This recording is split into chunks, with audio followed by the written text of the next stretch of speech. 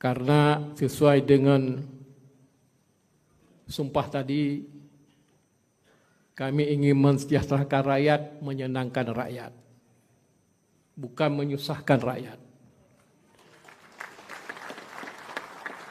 PR hari ini adalah semua SPBU yang ada di Aceh tidak istilah lagi ada barcode.